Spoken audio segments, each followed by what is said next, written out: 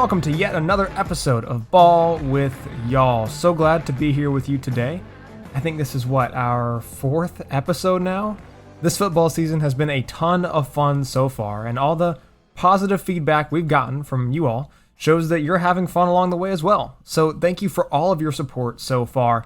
If you like what you're hearing, be sure to like, subscribe, rate, and review if your preferred platform allows, so we can continue to tailor this program to your taste and grow so that we provide improving content on a weekly basis. Much like last week, we had a wild week in the college sports world. We had 5 ranked teams go down, and of course there was a lot of news that just wasn't football, beyond football. We'll get into that in a little bit. To kick off today's episode, though, I want to get into a new segment we put together for our Monday edition, the Weekend Wind Down, where we'll break down some of our leading storylines coming out of the action over the past few days. First headline coming out of our Weekend Wind Down: my conference is just better than your conference. The SEC is better than whoever you root for. Now, what do I mean by that? Have you ever seen the movie Shrek? I'm sure you have. Shrek 1, Shrek 2, Shrek 3. I think there's a fourth Shrek, the Shrek Happily Ever After, or something along those lines. Point being, Shrek is a popular movie. It was a great movie for me when I was a kid. And you come to learn when you look at it now that Shrek is loved by some people and he's hated by others, right? But he's the key character and he's on top of the world and everyone's trying to stop. Some people are trying to stop him. Some people are trying to help him. But at the end of the day, he is the key character. He's the key piece to the story. And without Shrek, what will we do? If you go to Universal Orlando Studios, one of the first things you come across is Shrek's 4D experience where they spray water on you and so on. Not to spoil it if you haven't been on that ride, I guess you might call it. But point being, Shrek is a big piece to the story. And some people don't necessarily love Shrek, but he's kind of hard to ignore. And in the same way, the SEC, the Southeastern Conference, is so hard to ignore whether you like them or not. Through the first 2 weeks, the SEC is 6-2 against non-conference Power 5 teams with a total point differential of plus 72. This is from Saturday Down South, came out yesterday. Of course, those 2 losses and against the Power 5 non-conference teams was week 1 where LSU visited UCLA and UCLA came out on top. And then this past week when Tennessee hosted Pittsburgh and came out with a loss as well. Even when tested, the SEC usually comes out on top. You look at Texas A&M this week when they faced off against the Pac-12's Colorado, Georgia facing off against Clemson last week, Arkansas, they trounced the Texas Longhorns. We'll talk about that in a little bit, as well as Mississippi State. I wasn't really expecting them to do so well against North Carolina State this week after a very poor showing in week 1. But even still, when pushed to the brink against these other top-tier programs and these other top-tier conferences, the SEC stands high above.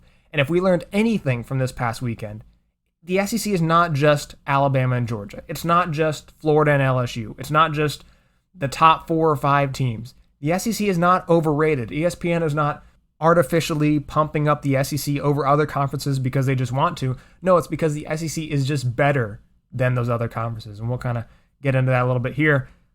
Ultimately speaking, the SEC just flexed their muscles this past weekend, and it shows why they are on top of the football world. And while they've been on top of the football world for quite some time, and will likely be on top of the world for the foreseeable future.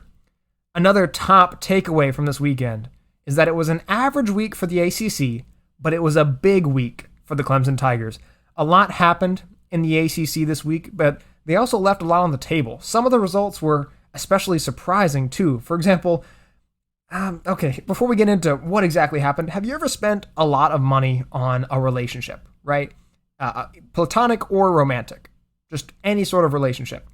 And maybe it's $50, maybe it's $100, maybe it's $1,000, or perhaps even $10,000. I don't know what you're doing with your money, but even still, you spent a lot of money on somebody and then they went away and the relationship ends. And then you realize that you wasted all of that money. How did that feel, right? You probably felt a little empty, right? Because you just spent a lot of money on that person or that relationship or whatever else, and now it's gone, right?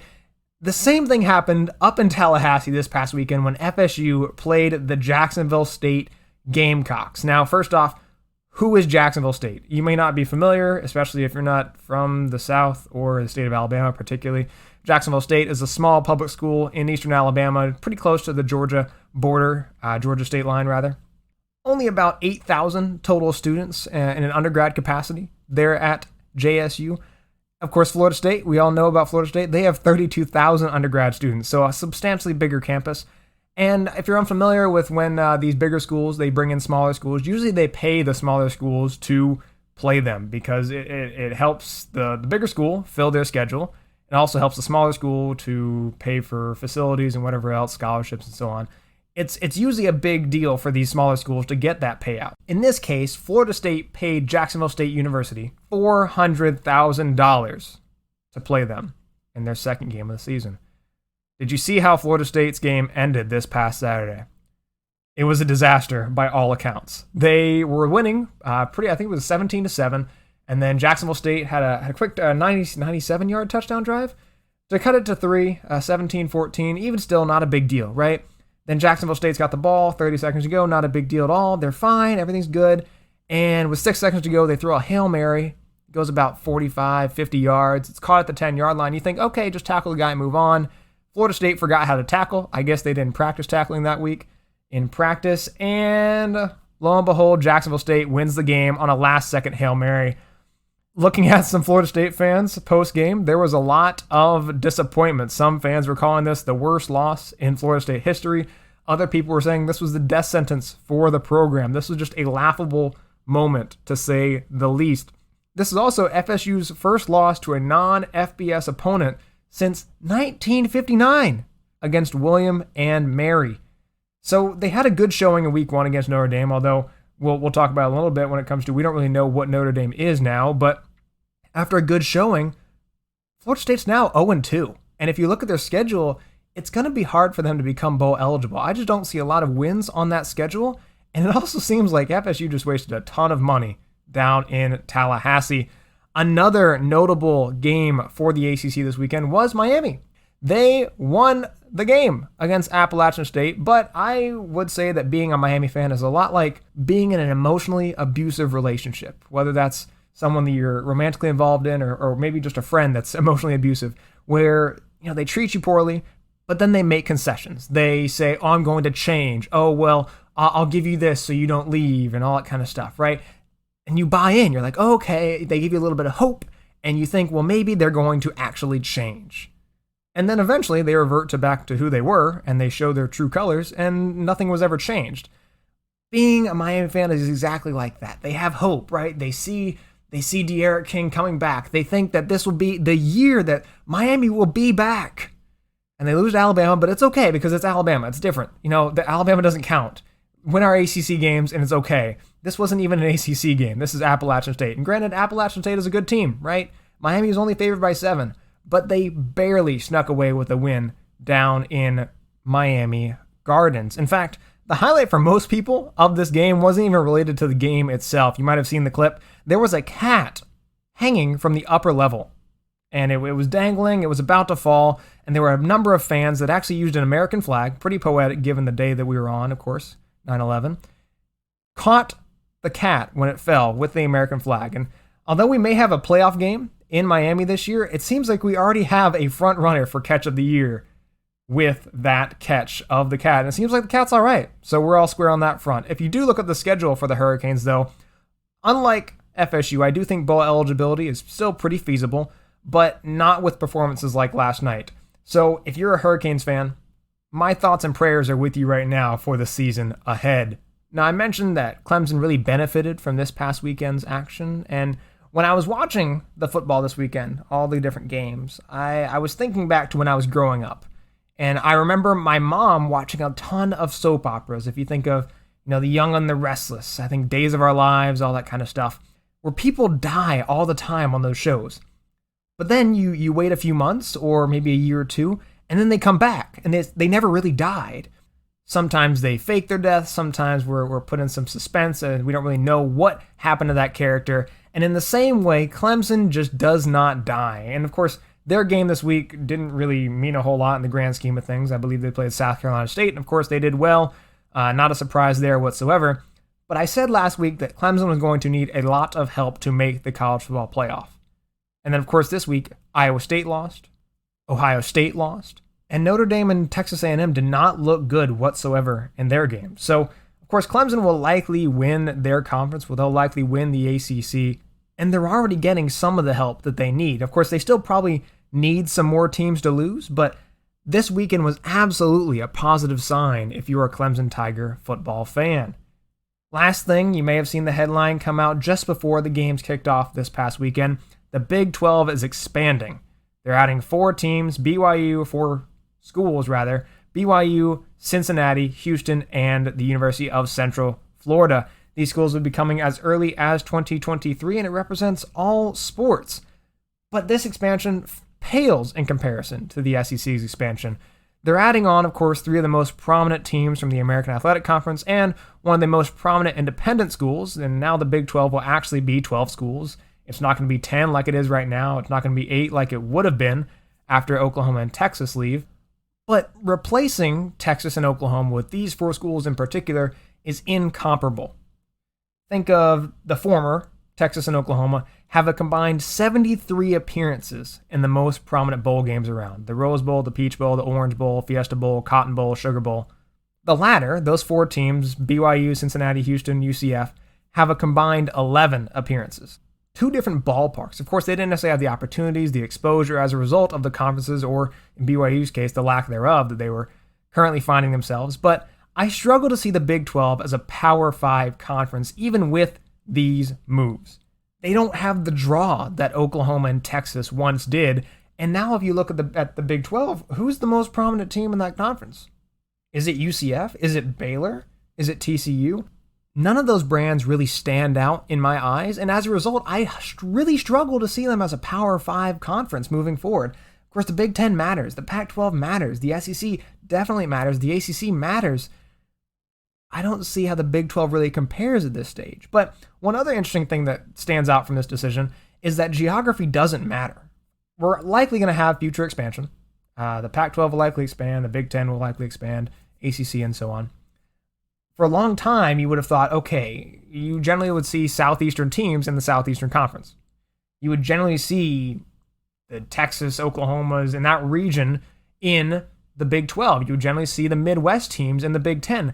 But this shows that geography does not matter. UCF and Cincinnati, those schools are not even close to the Big 12's traditional region. So when we look at future expansion for whatever conference out there, geography is pretty irrelevant moving forward, most likely. So that is our weekend wind down. We also had the AP poll come out yesterday afternoon. There was a lot of movement up there. You saw Oregon go up to number 4 after their big win against the Ohio State Buckeyes. Ohio State dropping down 6 spots to number 9. Oklahoma is now your new number 3. Iowa is up 5 spots after a big win on the road against Iowa State, now sitting at number 5. Both Texas A&M and Notre Dame, they slipped a little bit after narrowly escaping upsets to number 7 and number 12 respectively. And then we also saw some old faces leaving and some new faces coming in. USC, Texas, and Utah all fell out of the AP Top 25. We also had some new entrants, Arkansas sitting at number 20, BYU sitting at number 23, and Michigan at number 25. Some other notable results that came out of this weekend. We saw Iowa and Iowa State face off in a number 9 versus number 10 matchup. We saw Iowa's defense hold strong. They forced Brock Purdy and Breece Hall into some pretty disastrous mistakes, forcing 4 turnovers, including a pretty significant Breece Hall fumble that led directly to an Iowa touchdown. Iowa extended its win streak against the Cyclones to 6 straight games. And of course, Iowa's offense did not wow us at all during the game, but it took care of the ball, and that's all it needs. Moving forward, it looks to play a prominent role in the Big Ten, and I would not be surprised if we see them in the Big Ten Championship come December. Speaking of the Big Ten, we also had Ohio State taking on Oregon. I said on Thursday I did not expect Ohio State to lose their home opener. I was wrong. Ryan Day, the head coach for Ohio State, this is his first regular season loss in his head coaching career. Of course, quarterback C.J. Stroud for Ohio State, he put up some pretty gaudy numbers with 54 pass attempts. On defense, Oregon was missing 2 of its best players due to injury, but at the end of the day, they came away with their second ever road win against an AP top 3 team.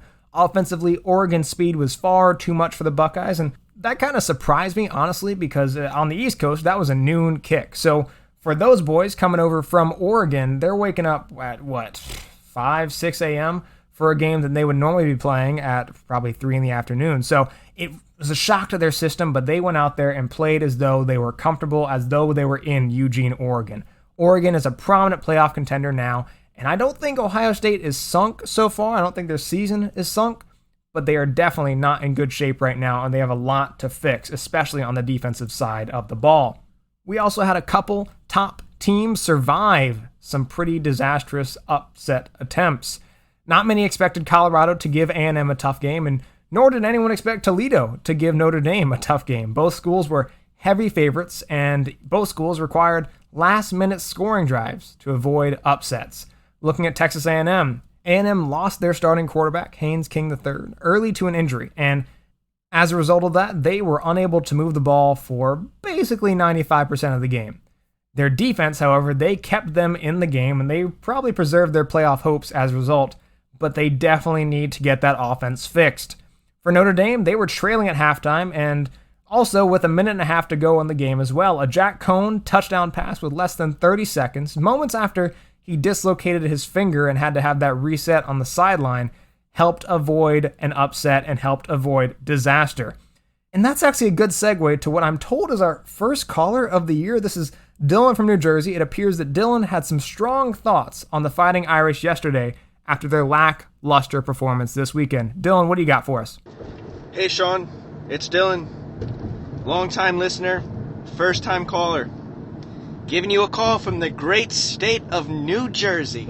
Beautiful day outside, just sitting in traffic, waiting for my New York Football Giants to kick off at 4:30 against the Denver Broncos. But wanted to give you a call, wanted to talk a little bit about my Notre Dame football team. Scary win against Florida State. I mean, man, what a game. We should have blew them out in the first half, but Brian Kelly always likes to keep things interesting. Little more than to my liking, but hey, we'll take it, all right? Beautiful kick by my boy John Deere, as we call him. Then we come into Toledo, first home game of the year, and man, did we almost blow it. Jack Cohen, whatever your name is, Cohen, breaks his finger, then comes out, throws a bomb to Mayer. He's going to be in the NFL in a couple of years. Want to get your thoughts on Notre Dame this year. I mean, QB situation, it's kind of up in the air now. Do we keep the veteran or do we go with the freshman from California who doesn't even really look like a football player, if you ask me? I don't know. Our offensive line, it's not really good. I mean, a lot of injuries at left tackle. We're on our fourth left tackle. Veteran center, Jarrett Patterson. Defensive line, they're shaky. I like our secondary. I like our linebackers. Kyle Hamilton, he's going to be a top 5 pick in the draft this year. But man, Brian Kelly, he's talking about executing players. I think he needs to get executed. Because the way he coaches this team up, he treats us like we're a West Coast offense team, and we're not. We're just a team from Indiana. Well, want to get your thoughts on everything. Also, too, why the heck was this game on Peacock TV? Since when does Notre Dame play on Peacock TV? I had to pay money to watch the game on Peacock TV? Unbelievable. Want to get your thoughts. I mean, Ohio State, they lost. I mean, Iowa State, they lost as well, too. Clemson, we all know what happened with them. They wet the bed. So there's a good chance that we can sneak into a playoff. But, I mean, if we're playing the way we played against Toledo, man, oh, man, we're in deep trouble. So feel free. Tell me your thoughts. Go Irish. Thanks so much for the call, Dylan. It's great to hear that we have fans all the way up in New Jersey as well. Listen, the Irish are always a team that can't really afford a whole lot of adversity. Being an independent school, they don't have the luxury of conference scheduling and a conference championship game to help boost their playoff resume. Right now, you're 2-0, but that could have easily been 0-2 instead with a couple unlucky breaks. On the bright side, of course, Kelly has acknowledged that there's a lot of work to do. Of course, generally speaking, I have always kind of seen Brian Kelly more as someone who struggles in the big moments, in the big games, but early on, it seems as though they've been struggling in the little moments. They've been very sloppy on the offensive side of the ball. They have very little run game at this point in time. Their defense is more porous than many of us had been expecting. But I do think that there are solutions and reasons behind what you're seeing. The offensive line has dealt with a series of injuries, from what I've heard, and you're also breaking in a new defensive coordinator. Of course, Right now, the only problem is you don't have a lot of time to fix those things. You've got a relatively tough game against Purdue this weekend, followed by a road game at Wisconsin, a home game against a pesky Cincinnati team, and a road game in Lane Stadium against a defensive stalwart in Virginia Tech, a team that just beat North Carolina not too long ago. The schedule has gotten a lot tougher, it's gotten a lot harder than it was at first, and that doesn't necessarily bode well for your odds to emerge undefeated and secure a spot in the playoff. On the Peacock thing, that was a disaster by the highest order.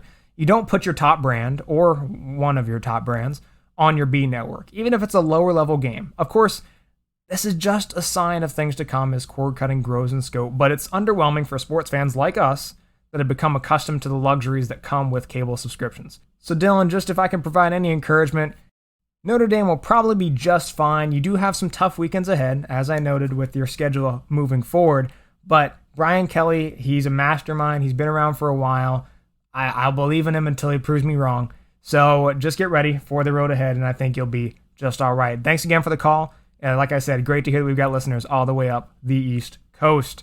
Lastly, our last notable game from this weekend was Texas going down to Fayetteville, Arkansas.